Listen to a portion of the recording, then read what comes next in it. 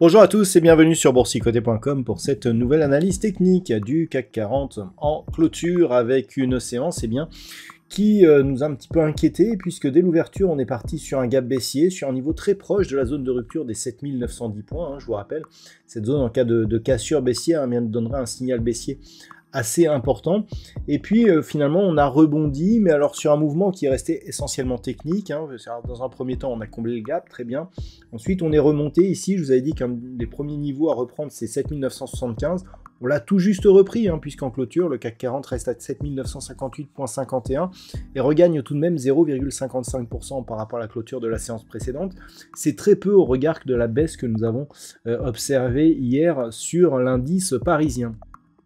Au niveau des indicateurs techniques, c'est pas très encourageant, on reste sur une dynamique baissière au sens des histogrammes du MACD, neutre sur le RSI et des volumes surtout qui sont inférieurs à ceux qu'ils étaient observés hier, ce qui nous indique qu'on n'est pas sur un mouvement de conviction mais bien sur un rebond technique.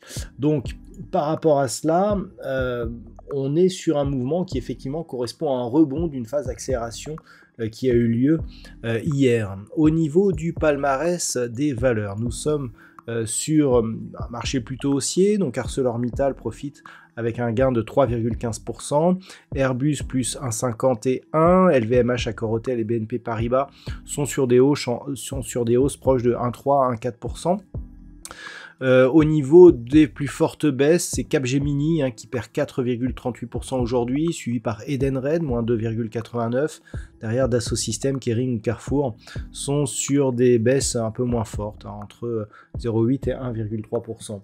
Donc, on le voit, c'est haussier, mais c'est essentiellement technique. Alors, comme d'habitude, actuellement, je vous propose une vue sur le CAC 40 en Global Return, pour voir que le scénario catastrophe, on en est loin quand même, puisque d'après ce Global Return, il faudrait que l'on casse ici cette zone des 23 970 points pour casser cette zone de support qui correspond justement à la zone que nous avons ici, la zone des 7910 points.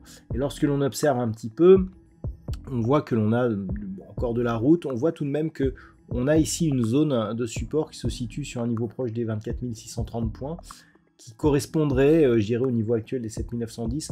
On a tenté de casser cette zone et puis hop, on revient ici. Mais ce que l'on voit, c'est que c'est vraiment le niveau supérieur, c'est-à-dire ce niveau ici des 24 950 qu'il faudrait repasser pour repasser au-dessus de la moyenne mobile 20 exponentielle. Cette vue avec justement sur laquelle on gomme un petit peu l'impact des dividendes est quand même un peu plus optimiste que ce que nous avons ici sur l'indice parisien. Donc, ce que l'on a ici, donc si on prend des repères à Global Return, vous voyez que c'est juste au-dessus de la bougie précédente. Donc globalement, par rapport ici à celui-ci, c'est pour ça que je vous disais que c'est au-dessus de 8042 points que l'on commencerait à avoir des signaux un peu plus encourageants. Et puis, il ne faut pas oublier que même s'il n'y avait pas eu les dividendes, on n'aurait pas eu ce gap ici. Il reste quelques dixièmes de points. Sur le GR, il a été comblé. Clairement, cette zone ici, puis éventuellement un retour sur la zone des 8092 points, commencerait à nous donner des signaux positifs. Commencerait seulement, puisque pour avoir un retournement, il faudrait casser ici ce point haut significatif, qui se situe sur un niveau proche des 8150 points. Donc autant dire qu'on en est loin, on est à peine à 7975, encore 75 points à parcourir pour commencer à avoir des signaux réellement positifs. Donc autant vous dire que nous sommes toujours sur une dynamique qui est baissière. Et puis, chose nouvelle, on vient ici au contact de la bande de Bollinger inférieure.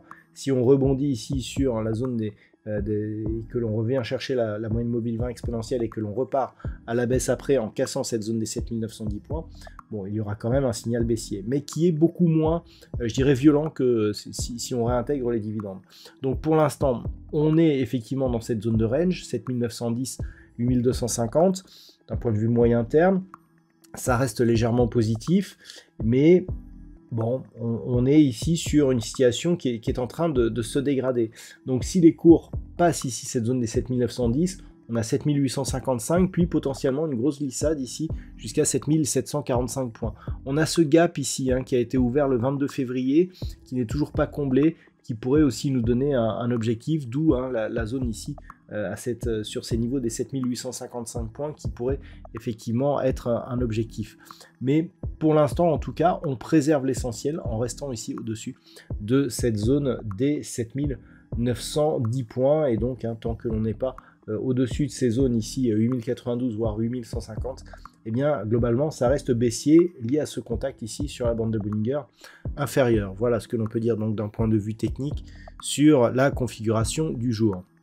D'un point de vue statistique, n'est pas très rassurant, même si la fin de semaine semble relativement calme, baissière, mais avec assez peu de conviction. On pourrait revenir, selon ces statistiques, sur la zone ici des 7910. Statistiquement, on pourrait connaître une accélération du mouvement baissier la semaine prochaine. Alors, je rappelle que ce ne sont que des statistiques. Là, je dirais que la conviction est assez faible puisque le nombre d'occurrences est, alors il n'est pas faible, mais il est moyen, voire moyen moins. Donc ne pas donner trop d'importance à cette statistique, mais clairement on est pour l'instant d'un point de vue statistique et lié à la configuration technique donc que l'on essaie de reproduire sur les 20 dernières années, et bien dans une dynamique qui pourrait rester à la baisse avec donc un retour possible sur la zone des 7855 points. Voilà donc ce que l'on peut dire sur cette analyse technique. Pour ce soir, je vous souhaite donc une très bonne soirée. On se retrouve dès demain pour d'autres analyses techniques, toujours sur le site boursicoté.com.